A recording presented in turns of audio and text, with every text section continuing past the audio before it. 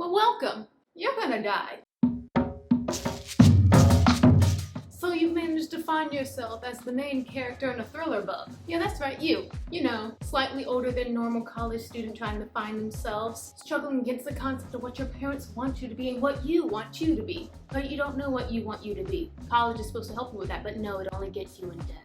Or maybe you're not a college student. Maybe you're a stay-at-home mom whose husband is out doing nefarious things.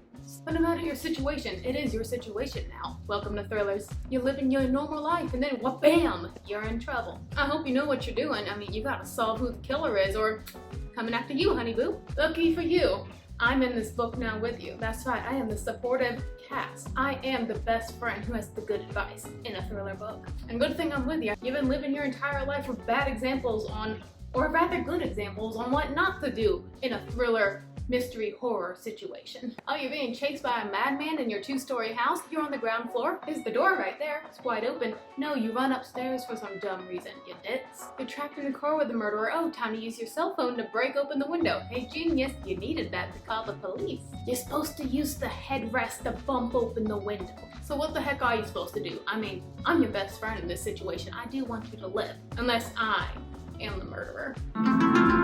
But it's okay, I come in peace for now. And lucky for you, I have retained all the knowledge I have gathered from thriller books. And I can tell you exactly 3 rules to look out for on how to survive a thriller. Here we go. Take notes. This is how we know who the killer is. Then it's up to you to decide how to kill him.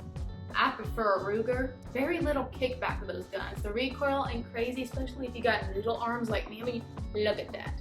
I'm the picture of intimidation. Alright, first rule on how to spot who the killer is. If the author keeps calling attention to a particular item of clothing on them, glasses, headdresses, even like facial hair, like a very immaculate mustache, stuff like that is being called out for a reason. Maybe because Mr. Mustache Guy, he's our villain, but we don't know that yet. But a can of mustache wax was left at the crime scene. That's why you pay attention to these things. I'm like, wow, what's a very particular thing you're wearing where no one else seems to be wearing anything else that the author has called attention towards? Sus, if I'm wrong.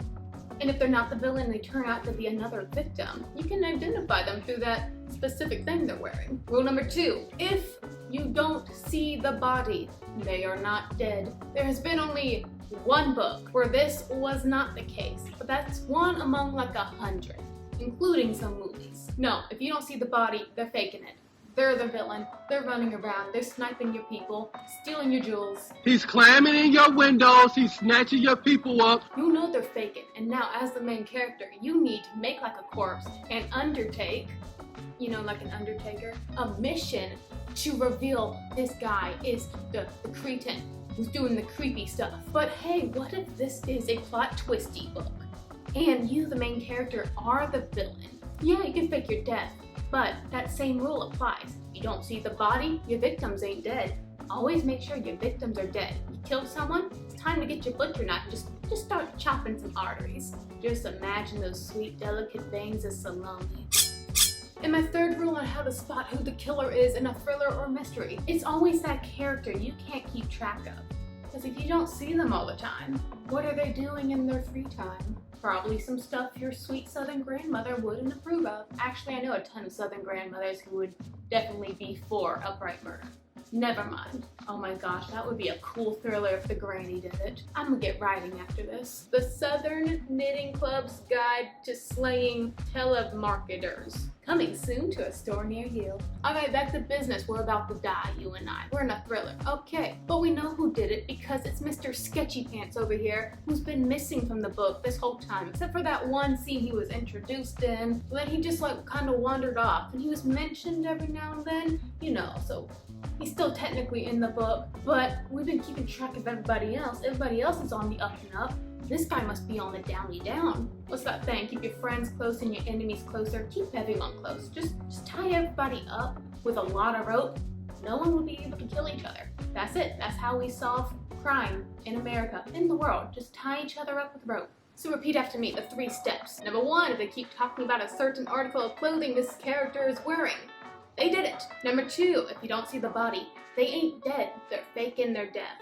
And number 3, if you can't keep track of them, they did it. There is a secret 4th step to finding out who is doing the evil do.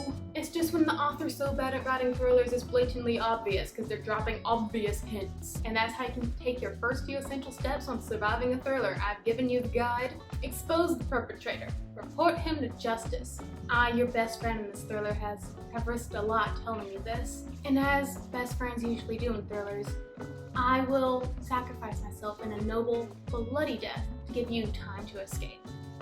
You're welcome. You better like and subscribe. I mean, it's the least you can do. Stay alive, my protagonist. Stay alive.